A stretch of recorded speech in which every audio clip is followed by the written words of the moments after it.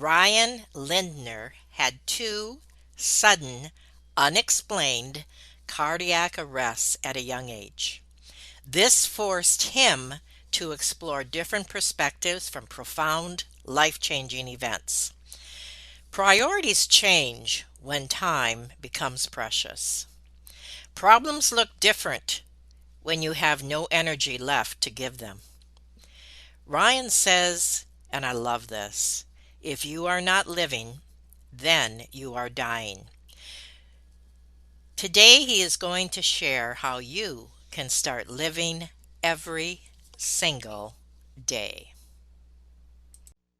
Have you ever felt like giving up, quitting, throwing in the towel? Welcome to Never Ever Give Up Hope featuring Carol Graham. She's an author, health coach, and motivational speaker.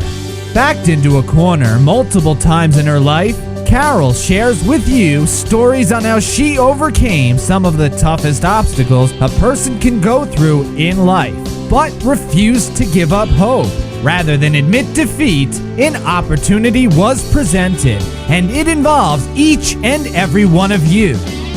Carol will feature spectacular guests who will share their messages of hope, encouragement, and their inspiration to prove why life's adversities only make you stronger.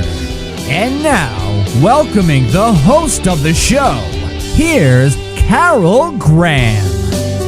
Ryan Lindner is a personal development specialist who has worked as a behavioral coach for clients and top organizations all over the world.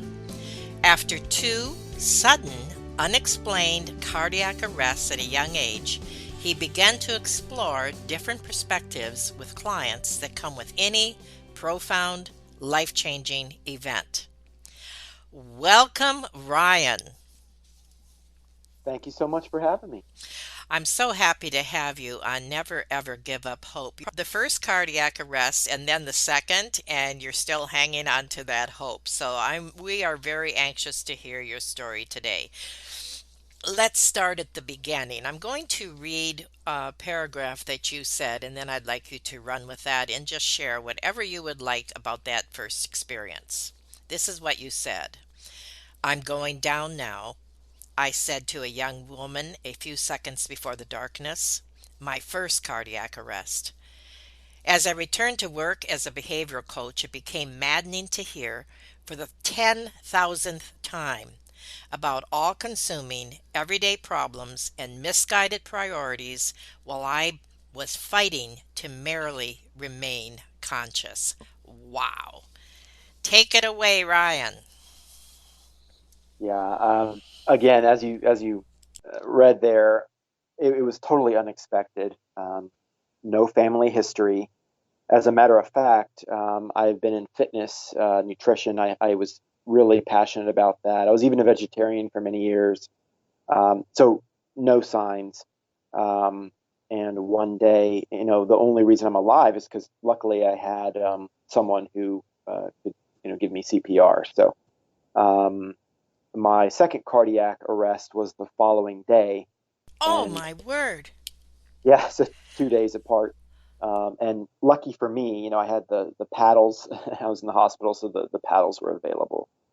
But it was really a struggle after that happened to sort of figure out, much of my identity had been in, I'm this like coach and wellness and fitness and helping people, um, and since that was really the start of a different journey. And I now have more of a chronic condition where I'm basically dizzy 24 hours a day. So, and I've seen world-renowned specialists. In fact, the specialist, it was a year-long waiting list to even Oh, my to see goodness. him. Um, I've seen every specialist, and it's um, they can tell me a lot of things about what they think it is, but never a cause. So it's really the best I can figure is some sort of electrical problem. How long has this been Um, going on? well, I've been uh, on this journey, I think, since my cardiac arrest for over 10 years. Wow. Go ahead. Yeah. So it's just been, it, I wish, a lot of people think, I went through that and suddenly I had this epiphany or this awakening. As a coach, for some reason, I always kind of already thought along those lines. I mean, I devoured personal development, and, you only live once. And I kind of already thought that, Mm, but I think what's different is most people, they look for self-help, right? Or as I sometimes call it, shelf help, and sits on the shelf and it sounds good, sounds motivational. Month or two goes by, and they're back to their old habits. exactly. And they sort of get caught up in the daily noise, the daily to-do list, things like that. For me, if I don't have boundaries, like real Mm, concrete, I get sick. I get really sick. I start blood pressure tanks, uh, clammy, lightheaded, super dizzy, like I'm on a boat. Just and I go downhill. So I have learned because I've had to really hmm. be good at time management and really manage my what is really important. And that includes worrying. Is what we worry about important most of the time? No, it's not. So Hmm. I have learned to let a lot of that go. Let's start with worrying. Well, I grew up and I think of all my clients that I've had over the years, and I had just awful, awful anxiety, um, big worrier. So for me to make that shift was really a leap. Um, very introverted, uh, kind of a quiet natured guy, which some of my clients might be surprised to hear because in professionally, I'm not shy. Professionally, I'm fine, but it's really how I recharge my batteries and what drains me, what drains my energy. I mean, I'd rather, sit outside with one of my animals here and just enjoy the afternoon than go out for a noisy evening. Um, so yeah, I think coming to terms with, what am I going to do now? Who am I now? Um, the worrying, I had to really become clear. And there's one question I ask myself that I've sort of made a habit, and it's, what do I actually know about a situation? And for most people, they live their lives with mostly assumptions. So let me just, if I could, just give you a 30-second example. Sure, absolutely. Someone cuts you off in traffic, and for most of us, we're angry. We are furious. We might say a few words, a few choice words there, maybe a little yelling, honk the horn, what have you. Um, Now, what do you actually know about that situation? Now, if and I tell this a lot to clients, is now let's suppose you found out that the person who cut you off in traffic has their pregnant wife in the car who's like in labor. And would that change your opinion of the situation? Like he's racing to the hospital. Most people say, yeah, yeah, of course. Um, or let's assume that he just made a mistake. Just made a mistake. Do you ever make mistakes? I certainly make plenty. Um, when I make a mistake like that, I feel terrible about it, and I usually, oh, I'm so sorry. Um, or number three is, let's assume the person's just a jerk. But what we do is we go on this like mental commentary for the next 20 minutes. This person's moved on with their lives. They're sorry or they're not. Exactly. It makes no difference in the situation, really. But we live in assumptions. And when it makes no difference to the situation, we have this like mental commentary. And meanwhile, you've devoted energy to it. And that was what I used to be. and just the worrying and the constant dialogue in my head.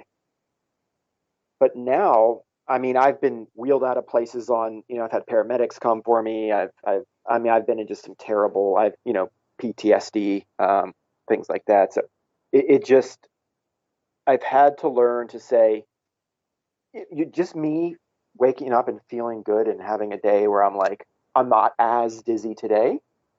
I'll take that.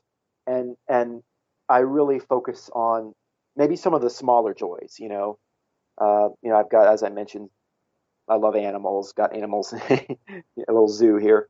And they just give me so much, you know, joy. So I've had to get really clear on what do I think about and why do I think about it? That is so well stated, and I relate, as I'm sure many of my listeners will relate. My husband was in a car accident 30 plus years ago, which left him with brain damage. And so every moment of every day is something that he basically thinks about because of the pain level, for one. So I can relate in what you're saying, not from my personal experience, but looking through his eyes. And it is very real. And you have become extremely aware of your moments, correct?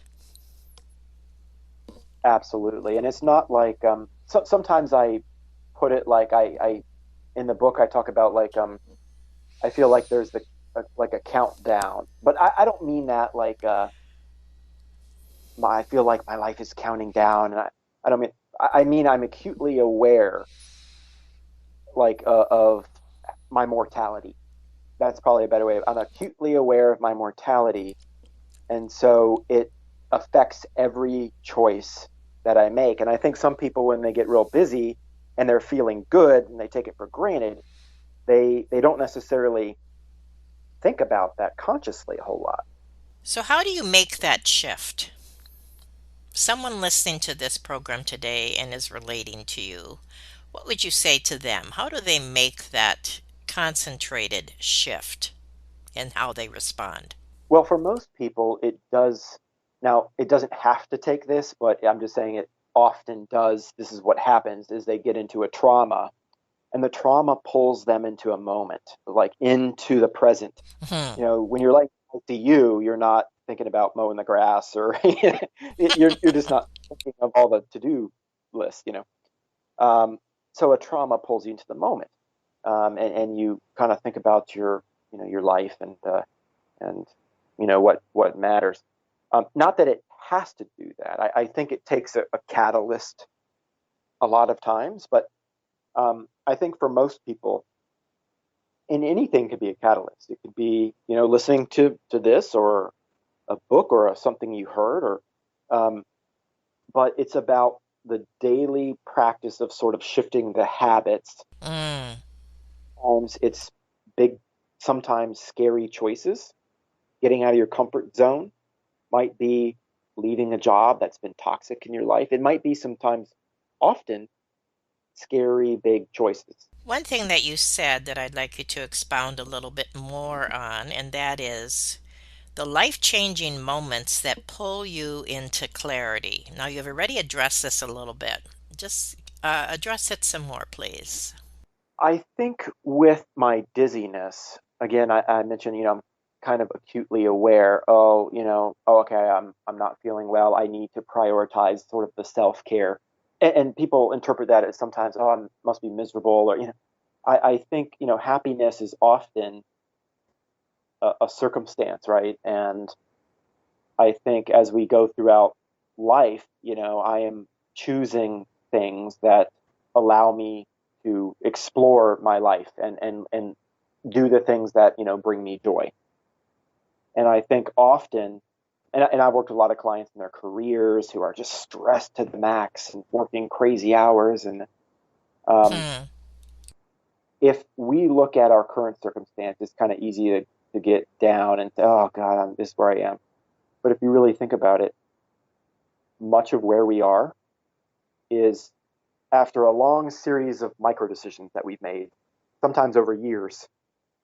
And sometimes, it's going to take changing those decisions as I mentioned, to kind of get us out of that. And I've had to make a lot of tough decisions in my life, and it could have been um, letting some relationships go. It could have been changing jobs. It could have been moving.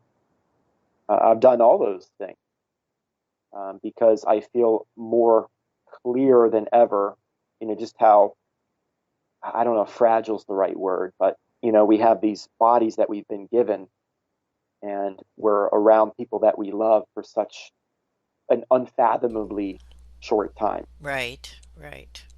And I'd rather, to me, the choices are clear. What exactly is a behavioral coach? Well, a behavioral coach isn't a counselor where we sort of dig into the history of the problems.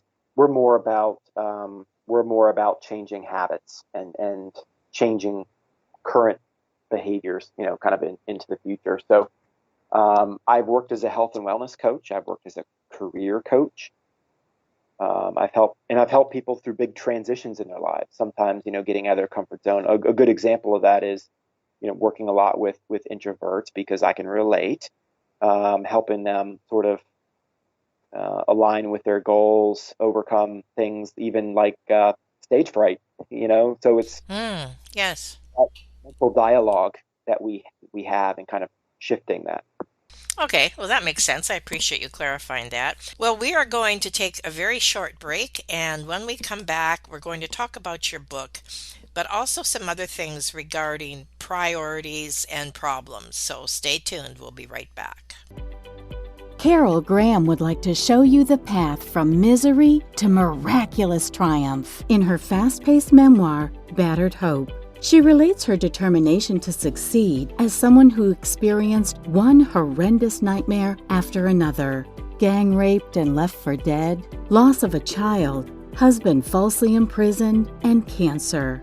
Nothing could break her tenacity or faith. No matter what you face, heartache, loss, suffering, or injustice, Carol will illustrate how she became a victor the same way you can. The secret is to never, ever give up hope. Order your copy at Amazon or batteredhope.blogspot.com.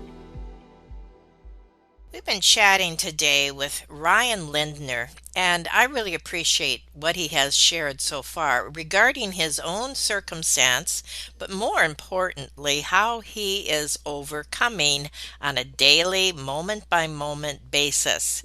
And he also is helping others, and I think that's what it is always all about. So I thank you for being on Never Ever Give Up Hope.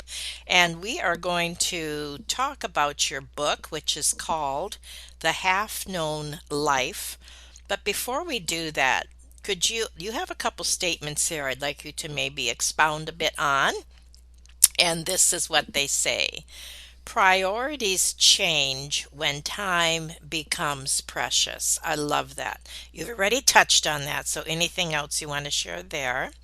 And problems look different when you have no energy left to give them. Another amazing statement, profound statement. And then you said, after all, marathon runners don't say much on mile 20. Oh, I love that.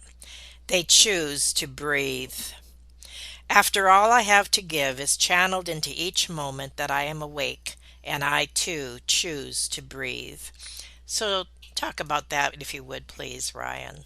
To kind of expand a little, when I had my cardiac arrest, um, I was back at work 5 days later.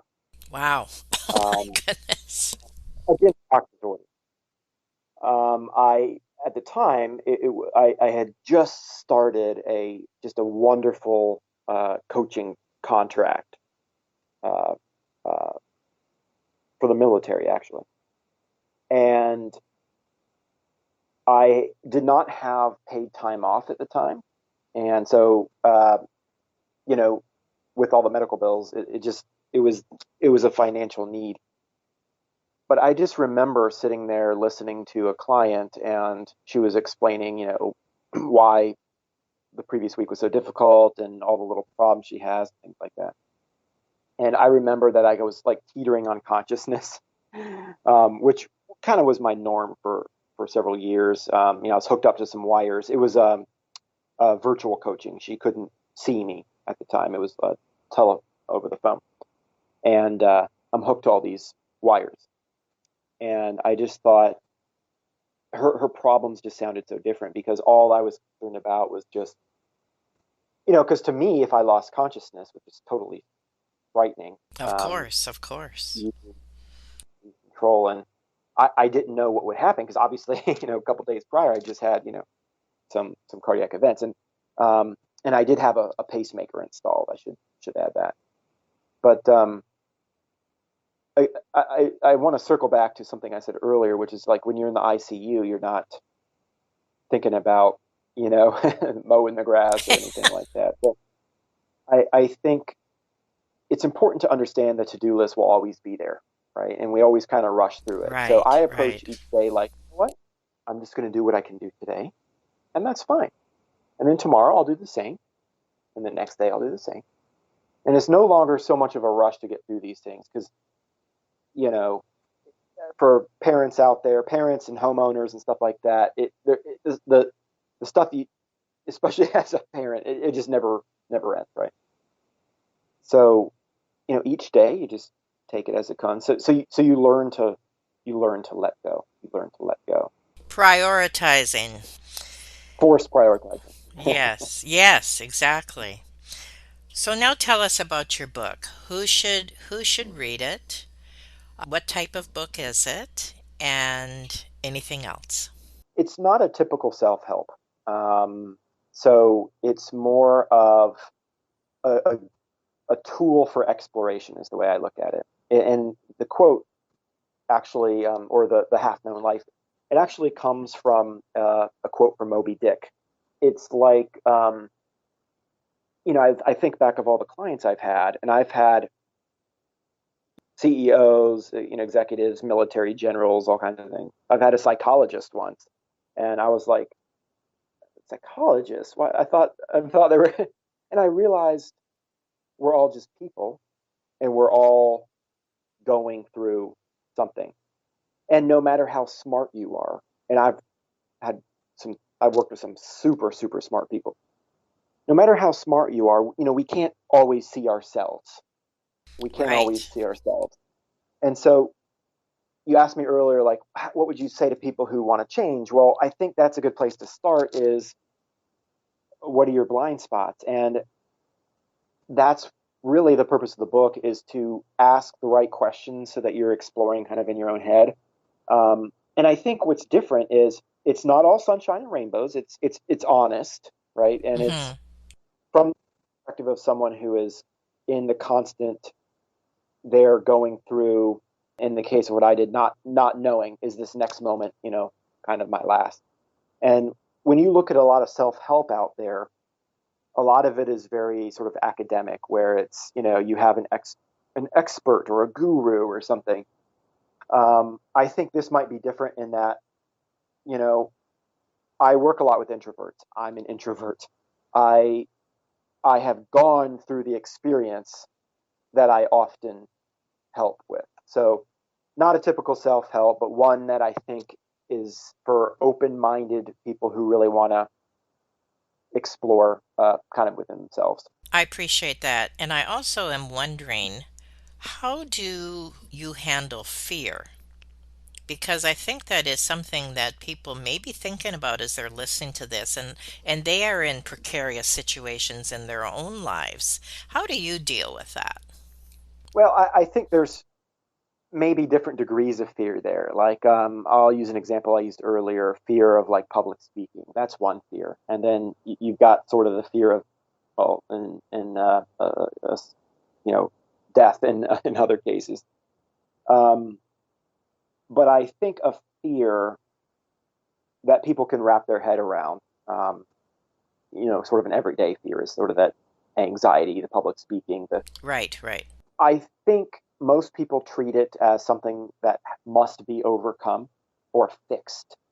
So therefore, there must be something wrong because I got to fix it. And so we hear advice. When I was a kid, it was like, oh, just picture people in their underwear, or like Mm-hmm, mm-hmm. some crazy advice. And there's some good tips out there, but I think for me,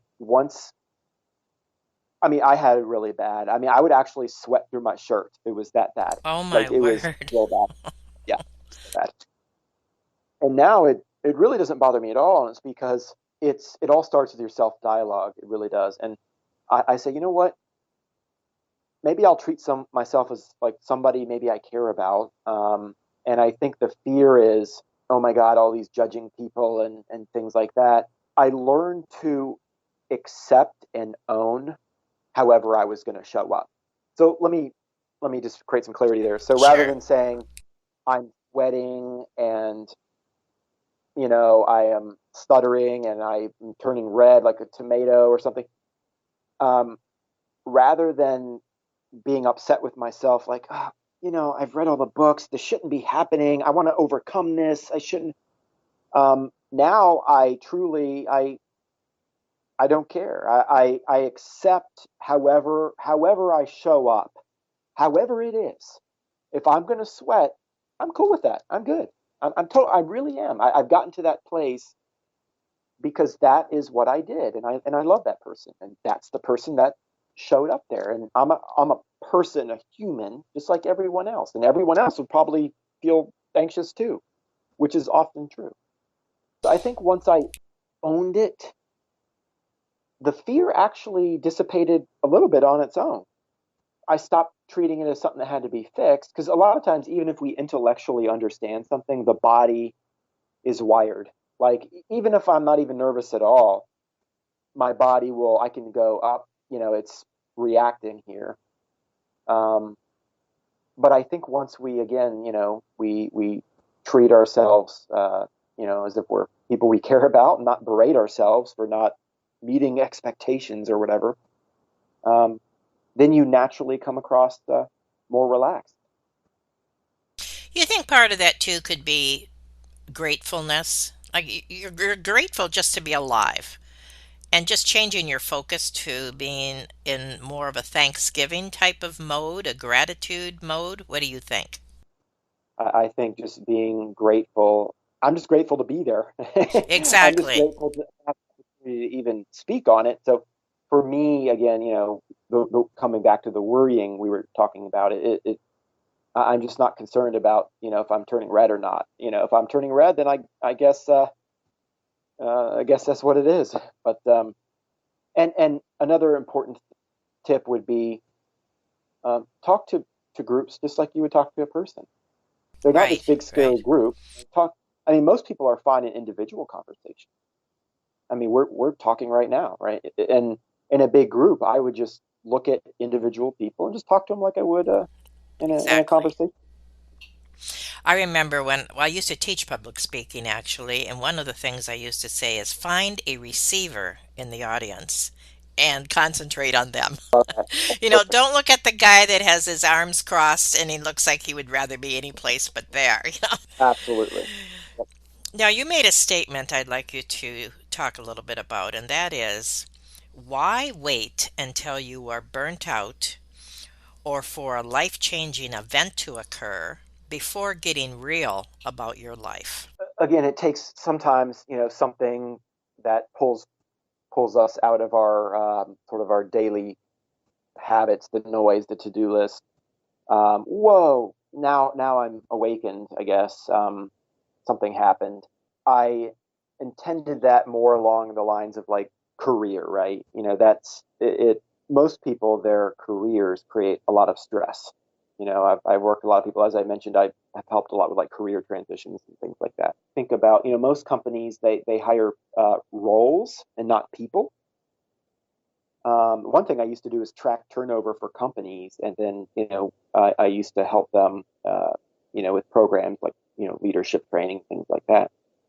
But it's not that we have a work life or a personal life. It's all just life. Hmm. Hmm. There's no separation. It's just life, and I don't want to go every day somewhere where you're miserable. And hopefully, for people who are listening, it's not the case. But a lot of people become very sort of complacent or stagnant and stay there. Could be fear or uncertainty, but This is your life. And, if your job isn't aligning with your priorities, then maybe you fire the job. you know, again, there is no work life, there is no personal life. It's just you and the time you have here, and your purpose is to be an explorer of your life. Oh, I like that. Be an explorer of your life. Now, the name of your book, The Half Known Life, challenges conventional thinking of success, identity, and personal change. And it is available on all the regular channels, Amazon, etc. Yes. Yep. What would you like to challenge the audience with or just share as an encouragement? Most people, when I talk to them and when you meet someone, they say, "So what do you do?" Or "What do you do?" Right? It's like, I am blank. I'm a nurse. I'm an accountant.